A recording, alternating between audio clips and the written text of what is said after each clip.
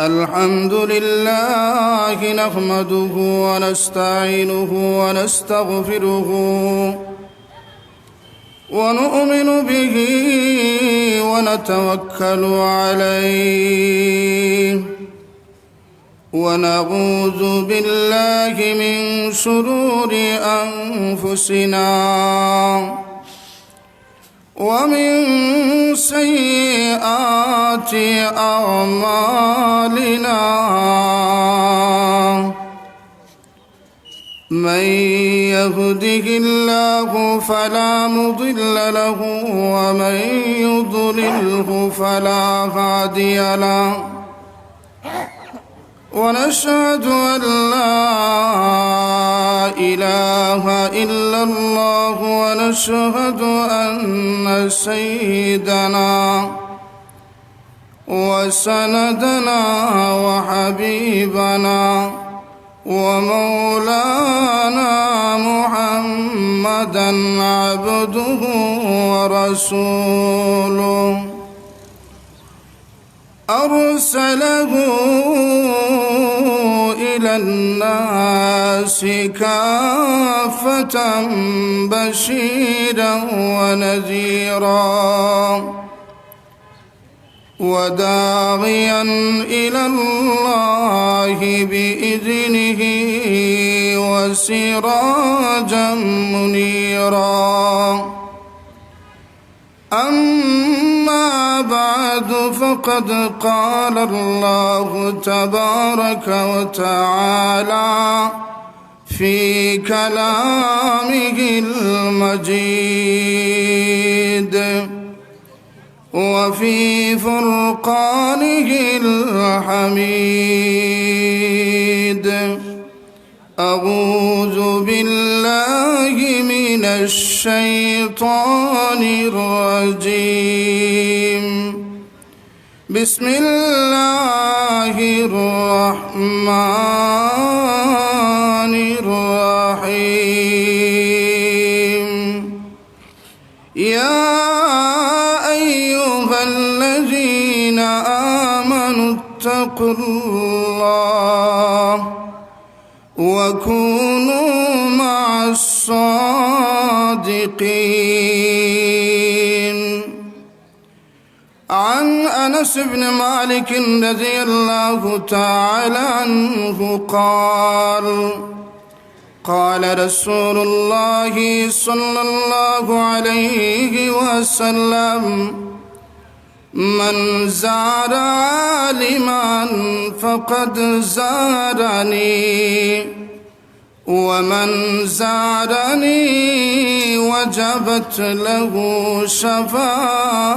شفاعتي أو كما قال عليه الصلاة والسلام صلى الله على سيدنا ومولانا محمد وعلى آله وأصحابه وسلم صلى الله على سيدنا ومولانا محمد وعلى آله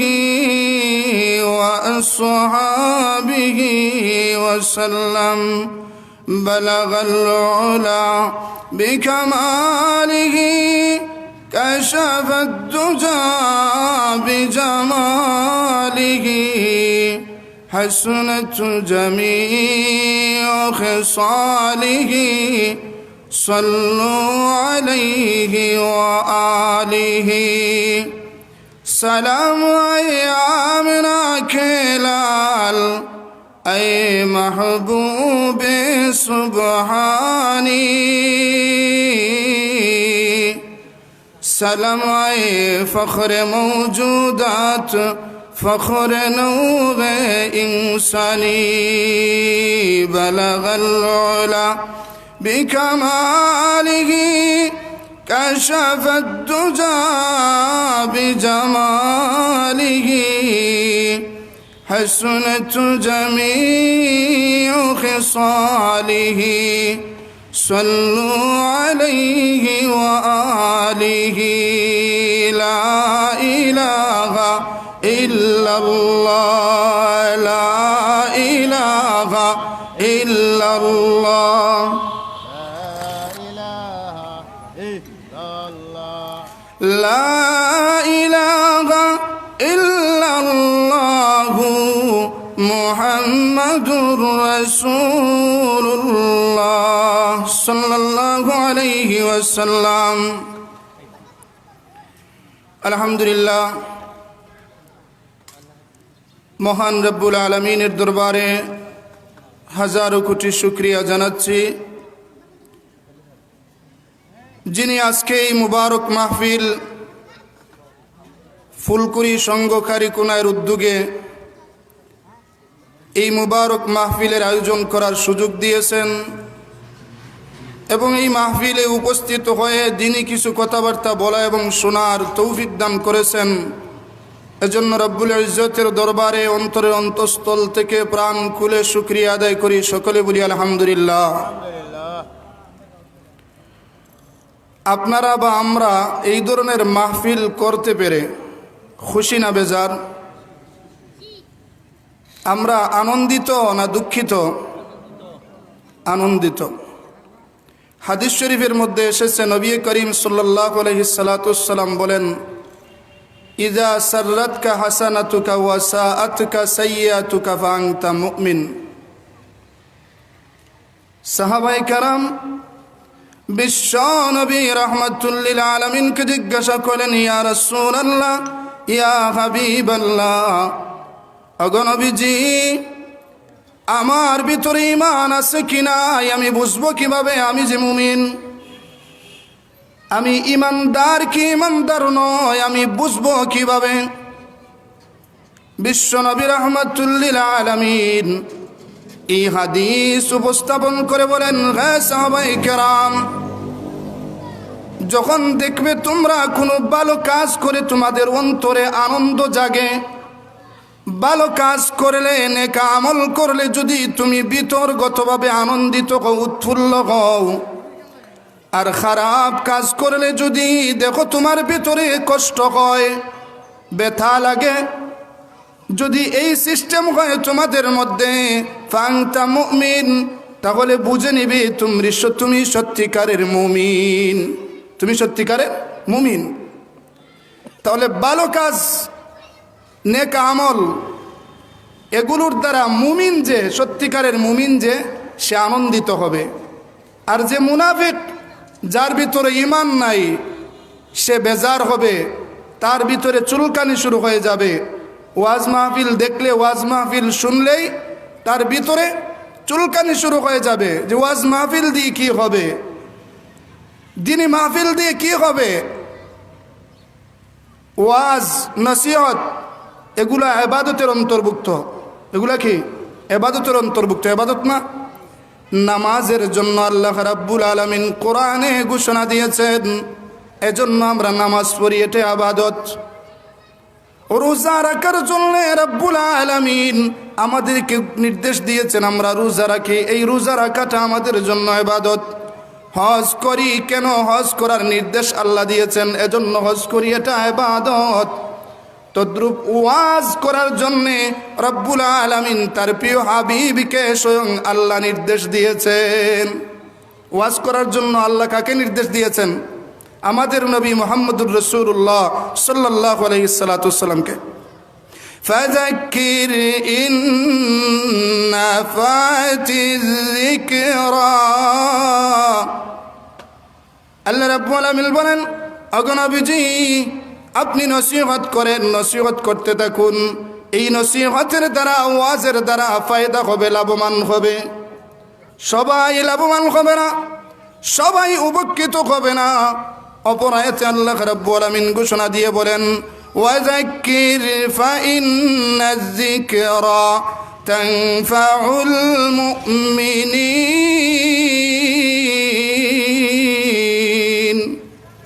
আল্লাহ রাব্বুল আলামিন বলেন, ওগো পয়গম্বর, আপনি নসিহত করুন, এই নসিহতের দ্বারা লাভবান হবে কারা?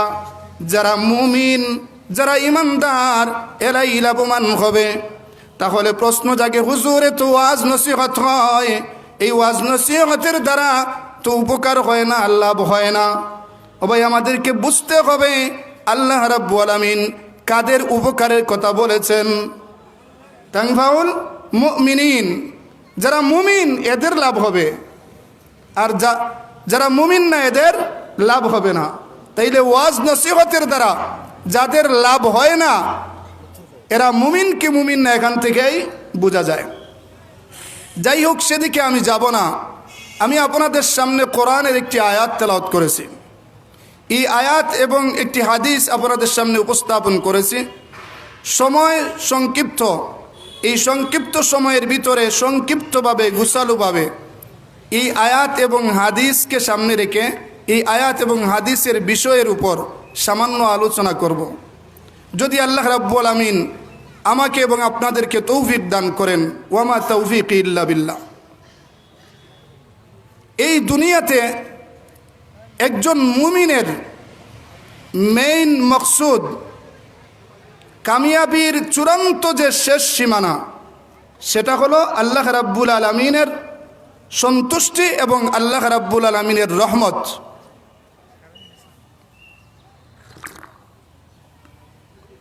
আপনি আমি যা করি, নামাজ পড়ি, ইবাদত বন্দেগী করি, রোজা রাখি, উদ্দেশ্য কি? আল্লাহর সন্তুষ্টি। আল্লাহ যদি রাজি হয়ে যায়, যে বান্দা বান্দির উপর আল্লাহ সন্তুষ্ট হয়ে যাবেন, আল্লাহর রহমত যাদের শামিলে হাল হয়ে যাবে, এরা দুনিয়াতেও সফল, আখেরাতেও সফল। দুনিয়াতেও সফল, আখেরাতেও সফল। আশরাফ আলী, আল্লামা আশরাফ আলী থানভী রহমতুল্লাহি তাআলা আলাইহি সেই সময়ের বিখ্যাত একজন বুজুর্গ, আল্লাহওয়ালা, কলামিস্ট, সাহিত্যিক ছিলেন, বুজুর্গ ছিলেন এবং বড় মাপের একজন ওয়াইজ ছিলেন, সুবক্তা ছিলেন। তিনি একটি ঘটনা বর্ণনা করে, এই ঘটনা যখন আমাদের সামনে আমাদের উস্তাদ বর্ণনা করেছেন, তখন চোখের পানিতে ওনার দাড়ি ভিজে গেছে। আর বলছেন যে এই ঘটনা পরম্পরায় শুধু কিতাবের দ্বারা নয়। কাঁদলেন কেন? বললেন এই ঘটনা যার কাছ থেকে শুনেছি তিনি কাঁদছেন, এজন্য কাঁদলাম। আমাদের বুজুর্গ, আমাদের আকাবির যারা, এরা আকাবিরদের পদাঙ্ক কিভাবে অনুসরণ করেছেন। তো এই ঘটনা উল্লেখ করেন যে বান্দা এবং বান্দির মেন উদ্দেশ্য হলো আল্লাহর সন্তুষ্টি এবং আল্লাহর রহমত। আল্লাহ যদি সন্তুষ্ট হয়ে যায়, তো ঘটনা আনছেন, নতুন কনে, কন্যা যেটারে কয় আমরা, নতুন কনে যখন বিয়ে হয়, বিয়ের দিন দেখবেন এই কন্যাকে কেন্দ্র করে, নতুন কনেকে কেন্দ্র করে চতুর্পার্শ্বে পাড়া প্রতিবেশী মহিলারা, বান্ধবীরা জমায়েত হয়ে একত্রিত হইয়া খুশি আমোদ আনন্দ ফুর্তি করে। আনন্দ ফুর্তি করে না? করে বিয়ের দিন। কিন্তু আশরাফ আলী থানভী রহমতুল্লাহি তাআলা আলাইহি বলেন, ওনার ঘটনায় বর্ণিত এই কনে এই মধ্যখানে বসে এই মহিলাটা কাঁদতেছে। সাধারণত বিয়ে বাড়িতে নতুন কন্যা সাধারণত কি কান্না করে, সবাই হাসাহাসি করে, ফুর্তি করে। তো চতুর্পার্শ্বে বান্ধবীরা বেষ্টনী দিয়া বৈশা আছে, আর এই কনে কাঁদতেছে আর বান্ধবীরা হাসতেছে, অন্যান্য মহিলারা হাসাহাসি করতেছে। তো এই কনে কাঁদতেছে, বান্ধবীরা হাসতেছে। বান্ধবীরা প্রশ্ন করলো, কিরে আজকে তো বিয়ের দিন, তোর জীবনের একটা সেরা দিন আজকে, সবাই ফুর্তি করতেছে, সবাই হাসতেছে, হাসাহাসি করতেছে, আর তুই কাঁদতেছ, কারণ কি? তুই কাঁদতেছ কেন? ওই নতুন কনে ডাক দিয়ে বলে, বান্ধবীরা রে, আমি কেন কান্দি জানোস নি? আমার কান্দার কারণ শোনো, আমার কান্দার কারণ আজকের যে আয়োজনটা, যে ব্যক্তিকে কেন্দ্র করে, নতুন জামাই নতুন বরকে কেন্দ্র করে, আজকে আমার স্বামী বর বেশে আসবে আমাকে নিয়ে যাওয়ার জন্যে। ওই বিয়ের মজলিসে যদি আমার স্বামী আমাকে কবুল বলে, তাইলে আমার জিন্দেগি সার্থক, আমার বিয়েটা সার্থক হবে। কিন্তু যদি আজকে খোদা না খাস্তা আমার স্বামী যদি কোনো কারণে আমাকে কবুল বলে না, তাহলে আমার আজকের এই আয়োজন সব মাটি হয়ে যাবে। এই বয়ে আমি কান্দি তোমাদের এই হাসাহাসি আজকের দিনের জন্যে। আর আমার স্বামী যদি আমাকে কবুল বলে ফেলে, এই একটা শব্দের বিনিময়ে সারা জীবনের জন্য আমি আমার আনন্দের স্বামীকে পেয়ে যাব। সারা জীবন আমি আনন্দ করতে পারবো। কিন্তু আজকে যদি আমার স্বামী আমাকে কবুল বলে না, আমার সব সাজগুজ, আমার সব এই যে রূপ, সব বেশভূষা সব বাতিল হয়ে যাবে। আশরাফি থানভী রহমতুল্লাহি তাআলা আলাইহি ওই ঘটনা বলতেন ওয়াজের ময়দানে, আর কাঁদতেন, বলতেন ও লোকেরা, আমি আশরাফ আলী এত ওয়াজ করি, এত কিতাব লিখি, ওইগুলা যদি আল্লাহর দরবারে কবুল হয়ে যায়, একদিনের ওয়াজ মাহফিল নাজাতের জন্য যথেষ্ট হয়ে যাবে। আর যদি সারা জিন্দগির ওয়াজ আল্লাহর দরবারে কবুল হয় না, মঞ্জুর হয় না, সারা জীবন সারা রাত দিন 24 ঘন্টা ওয়াজ নসিহত শুইনাও কোনো লাভ হবে না, শুইনাও কোনো লাভ হবে না। এজন্য আজকের এই ওয়াজ মাহফিল আমাদের মুমিন হিসেবে উদ্দেশ্য হলো আল্লাহর সন্তুষ্টি, আল্লাহর রহমত আমরা কিভাবে পাবো। ওয়াজ মাহফিল কেন করা হয়? মানুষদেরকে দিনের দিকে আহ্বান করার জন্যে, সুরের দিকে আহ্বান করার জন্য না। ও দুনিয়ার মানুষ, ওয়াজ মাহফিলে আমরা আসি। আগেকার যুগে মানুষ মুরব্বীরা ওয়াজে যাইতো কথা শোনার জন্যে, উপদেশ শোনার জন্যে। আর এই জমানায় মানুষেরা ওয়াজ মাহফিলে জড়ো হয় সুর এবং কণ্ঠ শোনার জন্যে, সুর এবং কণ্ঠ শোনার জন্যে মানুষ জড়ো হয়। ও মুমিন, তুমি মুমিন, তোমার মকসুদ, তোমার উদ্দেশ্য যদি ভালো থাকে, তোমার উদ্দেশ্য যদি সহি হয়, তুমি যেদিকে পা বাড়াইবা সেই পা বাড়ানোটাই তোমার জন্য ইবাদত হিসেবে গণ্য হবে। আর যদি তোমার উদ্দেশ্যের মধ্যে গরমিল হয়, তোমার নিয়তের মধ্যে যদি গন্ডগোল দেখা দেয়, তুমি যেত বড় ভালো কাজ করো না কেন, এটা আল্লাহর দরবারে ইবাদত হিসেবে গণ্য হবে না। এজন্য ওয়াজ মাহফিল, ওয়াজ করা হলো নবীওয়ালা কাজ, আর ওয়াজ শোনা হলো সাহাবাওয়ালা কাজ। আপনি আমি নবীওয়ালা কাজ এবং সাহাবাওয়ালা কাজের মধ্যে সামিল হয়েছি। এজন্য আল্লাহর দরবারে কৃতজ্ঞতা আদায় করতে হবে। আরেকবার বলি আলহামদুলিল্লাহ। ওয়াজ করা কার কাজ? নবীর কাজ। নবীর এক লকব ছিল কি? ফা আনতা মুযাক্কির। রসুল ছিলেন সবচাইতে বড় ওয়াইজ, রসুল ছিলেন সবচাইতে বড় ওয়াইজ। আর সাহাবায়ে কেরাম ছিলেন সবচাইতে বড় মাপের খালিস মখলিস শ্রোতা। সাহাবায়ে কেরাম ছিলেন শ্রোতা। ওয়াজ করা নবীওয়ালা কাজ, আর ওয়াজ শোনা হলো সাহাবাওয়ালা কাজ। আপনি আমি নবীওয়ালা কাজ এবং সাহাবাওয়ালা কাজের মধ্যে এসেছি। উদ্দেশ্য কি? আসলাম কেন? এজন্য যে কোনো ভাবেনি, কোনো একজন বুজুর্গের মুখ থেকে, জবান থেকে যদি একটি বাক্য আমার অন্তরে গেঁথে যায়, এই বাক্যটা যদি আমার জীবনকে পাল্টে দেয়, পরিবর্তন করে দেয়, তো হতে পারে এই একটা কথাই আমার জীবনের জন্য যথেষ্ট হয়ে যাবে, নাজাতের জন্য যথেষ্ট হয়ে যাবে। এজন্য আমি আপনাদের সামনে কোরআনের একটি আয়াত তেলাওয়াত করেছি, যে আয়াতে আল্লাহ রাব্বুল আলামিন বলতেছেন, ইয়া আইয়ুহাল্লাযীনা আমানুত্তাকুল্লাহ ওয়া কুনু মা'আস সাদিকিন। আল্লাহ রাব্বুল আলামিন বলেন, ও ঈমানদারেরা, তোমরা আল্লাহকে ভয় করো, আল্লাহকে ভয় করো এবং সত্যবাদী নেক সালিহিনদের সান্নিধ্য অর্জন করো। সত্যবাদী যারা, আল্লাহওয়ালা যারা, পরেজগার বুজুর্গদের সান্নিধ্য সুহবতে চলে যাও, সুহবতে চলে যাও। কারণ আমরা দেখি এই জমানায়, যে জমানা ফিতনার জমানা, এই জমানায় আল্লাহর সন্তুষ্টি পাওয়ার জন্যে, আল্লাহর রহমত পাওয়ার জন্যে আমরা রাস্তা খুঁজে পাই না, সঠিক রাস্তা খুঁজে পাই না। আমরা বিভ্রান্ত হতে চলছি, পথ হারাতে চলেছি, সঠিক পথের সন্ধান আমরা পাই না। কে সঠিক পন্থানা পথ আমাদেরকে দেখিয়ে দিবে? এরা হলেন উলামায়ে হক্কানি, উলামায়ে রব্বানি। যে সমস্ত আলিমদের চেহারার দিকে তাকালে আল্লাহ এবং রসুলের কথা স্মরণ হয়ে যায়, যে সমস্ত উলামায়ে হক্কানির চেহারার দিকে তাকালে পরকালের কথা স্মরণ হয়ে যায়, যাদের নাম শুনলে অন্তরের মধ্যে কম্পন শুরু হয়, যাদের নাম শুনলে অন্তর থেকে শ্রদ্ধা জন্ম নেয়, এরাই হলেন হক্কানি আলেম, এরাই হলেন হক্কানি উলামায়ে কেরাম, এরাই হলেন আল্লাহওয়ালা বুজুর্গ। এরাই কি? আল্লাহওয়ালা বুজুর্গ। তো আমার কথা হলো, আল্লাহর সন্তুষ্টি এবং আল্লাহর রহমত পাওয়ার জন্যে যত মাধ্যম আছে, এর মধ্য থেকে একটা পথ হলো, একটা মাধ্যম হলো সুহবত, সান্নিধ্য, আল্লাহওয়ালাদের সান্নিধ্য। এই আল্লাহওয়ালাদের সুহবতের কারণে সহজে আপনি আমি আল্লাহর রহমত এবং আল্লাহর সন্তুষ্টি পেয়ে যেতে পারি। আল্লাহওয়ালাদের সুহবত, সান্নিধ্য এমন এক জিনিস, দেখেন দুনিয়ার মধ্যে একটি ডিম মুরগির সান্নিধ্য ছাড়া বাচ্চা হয় না। একটি ডিম, এই ডিমের ভিতরে এমনিতেই বাচ্চা পয়দা হয় না।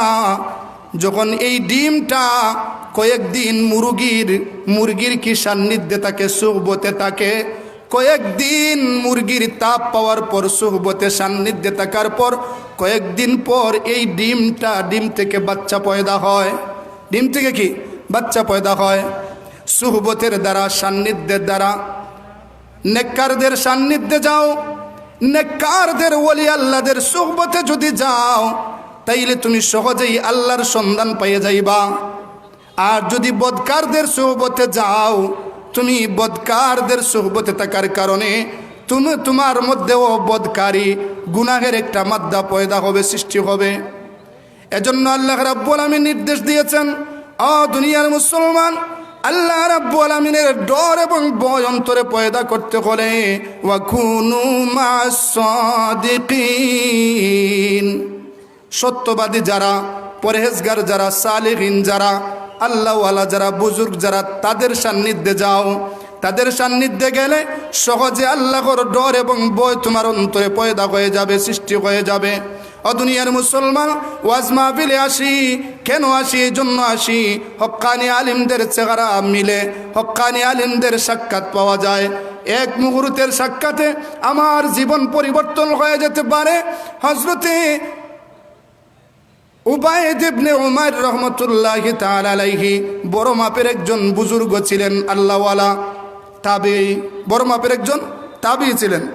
গুলদস্তায়ে হাদিস নামক গ্রন্থের মধ্যে ঘটনাটা এসেছে যে আল্লাহওয়ালাদের সুহবতে গেলে, সান্নিধ্যে গেলে 10 সেকেন্ডে, 10 মিনিটে, 1 ঘন্টায় তোমার সমস্ত জীবন পরিবর্তন হয়ে যায়। এই ব্যাপার, এই জিনিসটা বুঝাইতে যাইয়া মুসন্নিফ এই ঘটনাটা উল্লেখ করেছেন। উবাইদ ইবনে উমাইর রহমতুল্লাহি তাআলা আলাইহি, উনি কি তাবেঈ। তাবেঈ কাকে বলে? যারা সাহাবীদের সান্নিধ্য অর্জন করেছেন তাদেরকে তাবেঈ বলা হয়। তো উবাইদ ইবনে উমাইর রহমতুল্লাহি তাআলা আলাইহি এত বড় মাপের একজন তাবেঈ ছিলেন, অপরদিকে আল্লাহর বুজুর্গ ছিলেন, অপরদিকে বড় মাপের একজন ওয়াইজ ছিলেন, সুবক্তা ছিলেন। উনার মাহফিলে সাহাবী হযরতে আব্দুল্লাহ ইবনে উমর রাদিয়াল্লাহু তাআলা আনহু পর্যন্ত যাইয়া বসতেন। উমর রাদিয়াল্লাহু তাআলা আনহু এর সন্তান হযরতে আব্দুল্লাহ রাদিয়াল্লাহু তাআলা, উনি সাহাবী, কিন্তু তাবেঈ উবাইদ ইবনে উমাইরের মজলিসে যাইয়া বসতেন উনার মুখের জবান থেকে, উনার জবান থেকে নসিহত শোনার জন্যে, উপদেশ শোনার জন্যে। শুধু বসতেন তা নয়, উবাইদ ইবনে উমাইর রহমতুল্লাহি তাআলা আলাইহির নসিহত শুনে মাঝে মধ্যে ছোট্ট শিশুর মতো হাউমাউ করে চিৎকার দিয়ে কাঁদতেন। হযরতে আব্দুল্লাহ রাদিয়াল্লাহু তাআলা রাসূলের সাহাবী, কোথায় সাহাবী আর কোথায় তাবেঈ? কিন্তু উনি সাহাবী হওয়া সত্ত্বেও একজন তাবেঈর মাহফিলে যাইয়া বসতেন, ওয়াজ শুনতেন, নসিহত শুনতেন। এই নসিহতের দ্বারা প্রভাবান্বিত হইয়া উনি মাঝে মধ্যে কান্না করতেন। এত বড় মাপের একজন তাবেঈ ছিলেন, ও আল্লাহর ওলি ছিলেন হযরতে উবাইদ ইবনে উমাইর রহমতুল্লাহি তাআলা আলাইহি। সেই জমানায় মক্কার একজন বিখ্যাত সুন্দরী যুবতী, বিবাহিতা, সবেমাত্র বিবাহ হয়েছে, বছর খানিক হবে, সুন্দরী বিবাহিতা যুবতী একজন মহিলা ছিল। সে আসলেই সেই সময়ের সবচেয়ে বেশি সুন্দরী ছিল। তো তার ঘরের মধ্যে তার স্বামীর সামনে বসে আলাপ করতেছে, আর আয়নার সামনে গিয়ে দাঁড়াইয়া তার সৌন্দর্য সে নিজে নিজে দেখতেছে। মহিলারা দেখবেন সাধারণত আয়নার সামনে গেলে একটু বেশভূষা, এদিকে তাকায় সেদিকে তাকায়, কি সমস্ত দেহ সে নিজে নিজে দেখে। তো দেইকা তার সৌন্দর্যে সে আকৃষ্ট হইয়া বলতেছে, এই মক্কার মধ্যে এমন কেউ আছে যে আমার সৌন্দর্যে পাগল না হইয়া পারে না? এমন পুরুষ বুঝয় এই জমিনে আর নাই।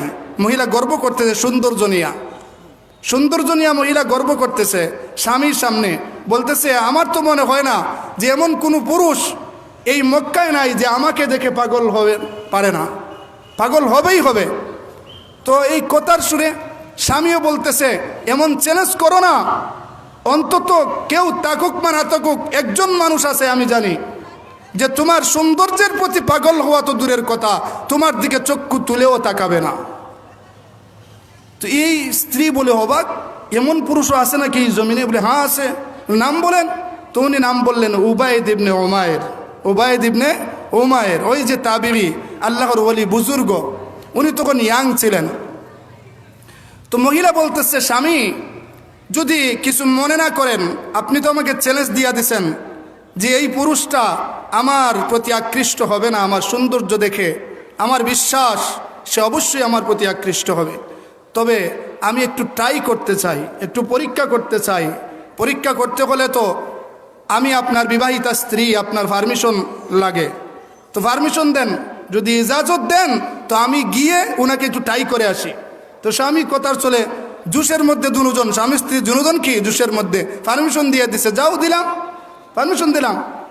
তো এই মহিলা পারমিশন পাইয়া বুরকা পরিহিতা, বুরকা পরে পর্দার সাথে গেছে, বুজুর্গর সামনে যাইব, যাইয়া সালাম করছে। সালাম করার পর বলতেছে হুজুর আপনার সাথে আমার একান্ত একটু আলাপ, একান্ত একটি মাসআলা জিজ্ঞাসা করার জন্য আসছে, একান্ত নীরবে নির্জন একটি মাসআলা জিজ্ঞাসা করতে চাই। তো হুজুর মানুষ বললেন যে মহিলা হয়তো আসছে, মহিলাদের তো অনেক মাসলা মাসাইল থাকে, গোপনীয় মাসআলা। তো ভাবছেন গোপনীয় মাসআলা। তো উনি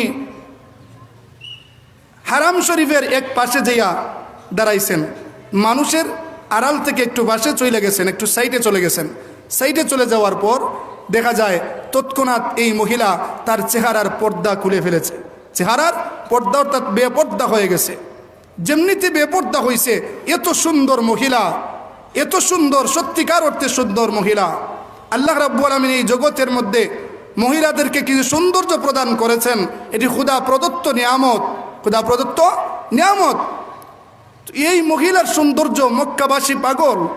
উবাইদ ইবনে উমার যখন দেখলেন একজন মহিলা আমার কাছে আসলো প্রশ্ন জিজ্ঞাসা করার জন্য, হঠাৎ বেপর্দা হয়ে গেছে, তো বলতেছেন হ্যাঁ মহিলা ইত্তাকুল্লাহ, আল্লাহকে ভয় করো, আল্লাহকে ডরাও। উনি বলতেছেন মহিলা আল্লাহকে ভয় করো, সাবধান, খবরদার, সাবধান হয়ে যাও। অপরদিকে মহিলা ইশারা ইঙ্গিতে খারাপ প্রস্তাব দিয়া দিছে, খারাপ প্রস্তাব দিয়া সাথে সাথে বলতেছে হুজুর আমি আপনার প্রতি আকৃষ্ট হইয়া গেছি, আপনার উপর আমি ক্রাশ খাইছি। মহিলা এখন বলতেছে, আগে স্বামীকে চ্যালেঞ্জ দিছে যে কেউ আমার প্রতি আকৃষ্ট না হয়ে পারবে না, এখন সে হিসাব দেখতেছে যে কোনো মতে হচ্ছে না, এখন বলছে যে আমি আপনার প্রতি আকৃষ্ট হয়ে গেছি, আপনার জন্য আমি পাগল, আপনার প্রতি আমার কুপ্রস্তাব। ভেবে দেখুন আমাকে পাওয়ার জন্য মক্কার কত পুরুষ রাত দিন 24 ঘন্টা চেষ্টা করেছে, পায় নাই, কিন্তু আমি একটা কারণবশত আপনার সাথে এসেছি, একটা চ্যালেঞ্জে জিতার জন্য আসছি, কিন্তু এখানে জিততেই হবে। তো আমি আপনাকে প্রস্তাব দিলাম, খারাপ কাজের প্রস্তাব, খারাপ কাজের প্রস্তাব, ইশারা ইঙ্গিতে। উনি ওয়াজ করতেছেন আর মহিলা ইশারা ইঙ্গিতে কি বুঝাইতে চাইছে। শেষে বলতেছে হুজুর দেখেন আমি যে প্রস্তাবটা দিছি, এই প্রস্তাব নিয়ে একটু চিন্তা করেন, এই সুবর্ণ সুযোগ সবাই পায় না, সব পুরুষ পায় না, আপনাকে দিলাম, আপনাকে এই সুবর্ণ সুযোগ দিলাম। ওই উবাইদ ইবনে উমার রহমতুল্লাহি তাআলা আলাইহি ডাক দিয়ে বলেন মহিলা গো আমার কিছু প্রশ্ন আছে, আমার প্রশ্নের যদি সঠিক জবাব দিতে পারো তাইলে তোমার প্রস্তাবের উপর আমি একটু চিন্তা করে দেখতে রাজি আছি। প্রস্তাবের রাজি এই কথা বলেন নাই, বলছেন কি তুমি যে প্রস্তাব দিছো এই প্রস্তাবের ব্যাপারে আমি একটু চিন্তা করব, শর্ত হলো আমার কয়েকটি প্রশ্ন আছে, এই প্রশ্নগুলোর যদি সঠিক জবাব দিতে পারো। মহিলা ডাক দিয়ে বলে হ্যাঁ উবাইদ ইবনে উমার আপনার প্রশ্ন করতে পারেন, কি প্রশ্ন, আমি জবাব দিতে প্রস্তুত। উবাইদ ইবনে উমর রহমতুল্লাহি তাআলা আলাইহি ডাক দিয়ে বলেন, মহিলা গো, প্রথম প্রশ্ন হলো, হে মহিলা, ধরে নাও তোমার আজকে মালাকুল মউত এসে গেছে, আজরাইল এসে গেছে। কারণ প্রত্যেকটা প্রাণীকে মৃত্যুর স্বাদ আস্বাদন করতে হবে। সুন্দরী হও, কালো হও, দোলা হও, লাল হও, বিশ্রী হও, কুৎসিত হও, আকর্ষণীয় চেহারার অধিকারী হও, রাজা হও, বাদশাহ হও, যে কেউ হও না কেন, তোমাকে মৃত্যুর স্বাদ অবশ্যই গ্রহণ করতে হবে, না ঠিক না? সবাইকে তো মরতে হবে। উবাইদ ইবনে উমর বলেন, মহিলা তুমি অনুভব করো, বুঝো, ধরে নাও এক মুহূর্তের জন্য তোমার মালাকুল মউত এসে গেছে, অর্থাৎ তোমার সকরাত শুরু হয়ে গেছে। আজরাইল আসছেন তোমার জানটা কবজ করার জন্যে। বলো তো দেখি, ওই মুহূর্তে কি তুমি ওই খারাপ কাজটা করতে বালা পাইবা? কি বললেন? যে মালাকুল মউত আসছেন তোমার জান কবজ করার জন্য, এই কঠিন মুহূর্তে কি তুমি এটা ভালো পাইবা এক খারাপ কাজ করার জন্যে? মহিলা ডাক দিয়ে বলে, কখনো হতে পারে না, কেউ এটা চাইবে না। এই মুহূর্তেই, এই কঠিন মুহূর্তে কেউ খারাপ কাজ করবে, এটা কেউ চাইবে না। উবাইদ ইবনে উমর বলেন, প্রথম প্রশ্নের জবাব সঠিক হয়েছে। দ্বিতীয় প্রশ্ন, হ্যাঁ মহিলা, ধরো হাসরের ময়দান কায়েম হয়ে গেছে। ওই হাসরের বিচারের দিনে আল্লাহ রাব্বুল আলামিন মানুষের আমল নামা যার যার হাতে দিবেন। হাদিস শরীফের মধ্যে এসেছে, যাদের আমল নামা ডান হাতে দেওয়া হবে তারা সফল জান্নাতে যাবে, আর যাদের আমল নামা বাম হাতে দেওয়া হবে তারা জাহান্নামে যাবে। কিন্তু কেউ জানে না কার আমল নামা কার হাতে দেওয়া হবে। লাইন ধরা হয়েছে, সবাইকে দেওয়া হচ্ছে এক এক করে।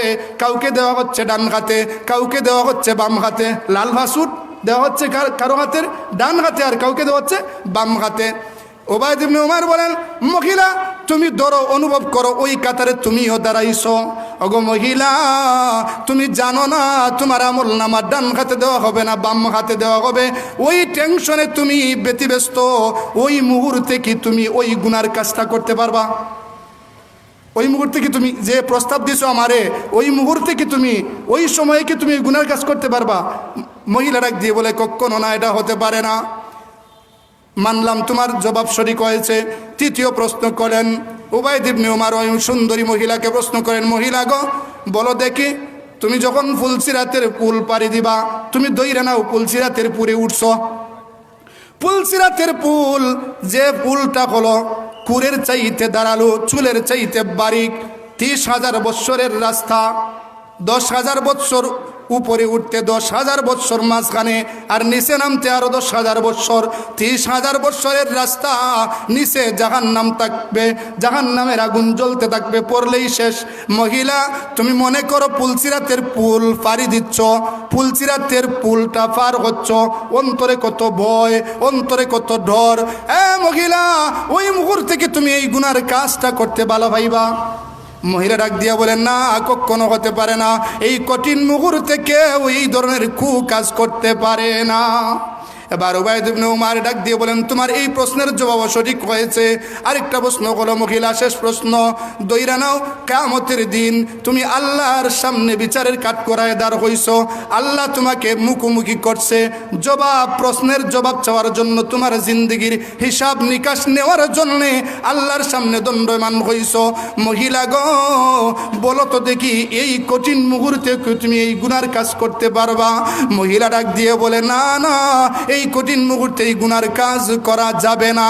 এবার উবাইদ ইবনে উমর ডাক দিয়ে বলেন, মহিলা গো, ওই যে কঠিন যে দৃশ্যগুলা, কঠিন যে বিষয়গুলা আমি তোমাকে প্রশ্ন করলাম, আমি উবাইদ ইবনে উমর সারাটা জীবন এই টেনশন নিয়া ব্যস্ত আছি গো মহিলা।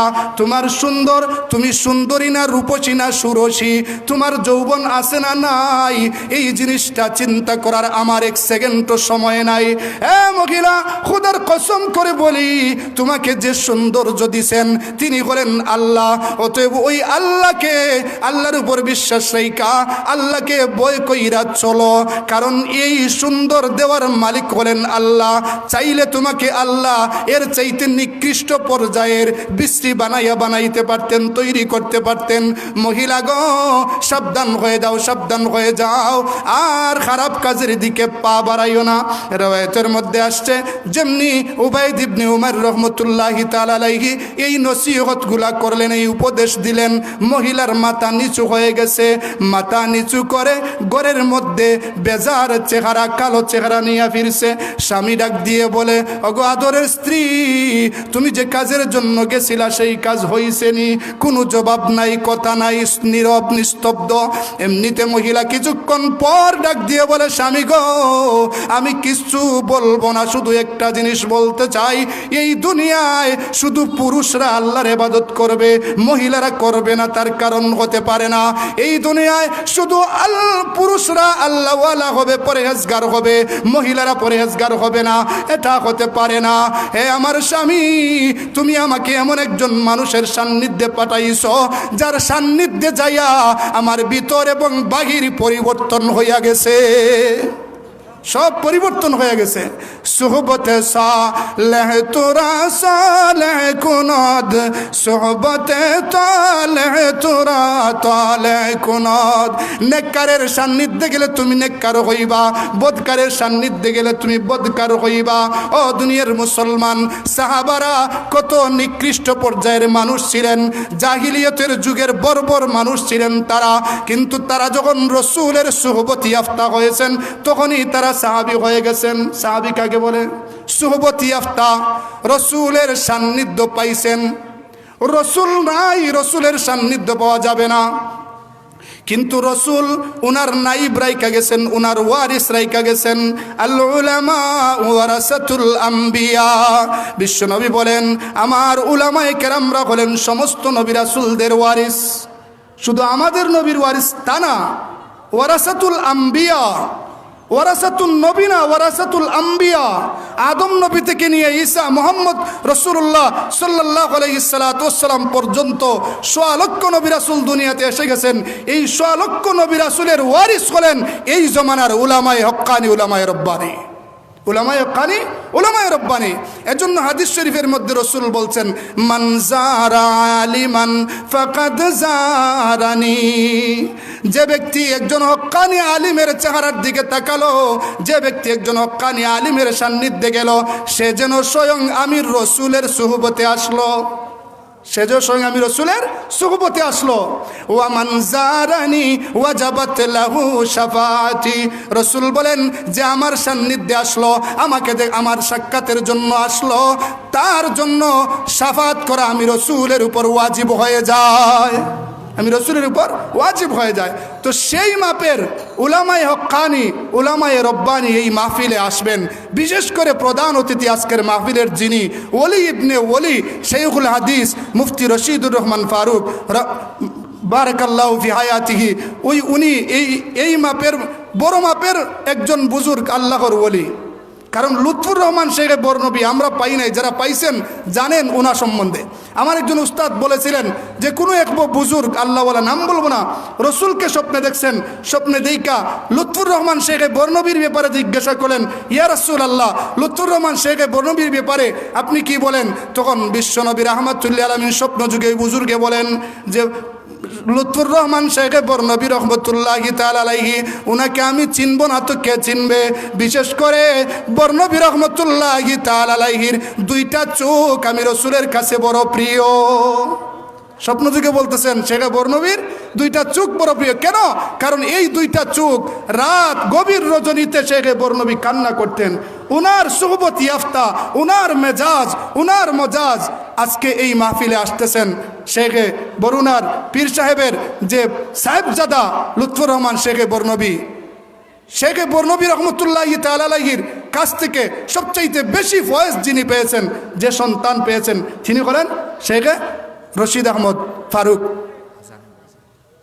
তো ওই হজরত এই মাহফিলে আসবেন, আমরা ওনার সুহবতে যদি আসি, ওনার সান্নিধ্যে আমরা সময় লাগাই, তাইলে আমাদের হতে পারে এই কয়েক সেকেন্ডের সুহবতে আমাদের জীবন পাল্টে যাবে। আল্লাহ আমাদের সবাইকে এই ওয়াজ মাহফিলে এসে বুজুর্গানে কেরামদের সুহবত ইয়াফতা হওয়ার তৌফিক দান করুন। ওয়া আখিরু দাওয়ানা আলহামদুলিল্লাহি রাব্বিল আলামিন।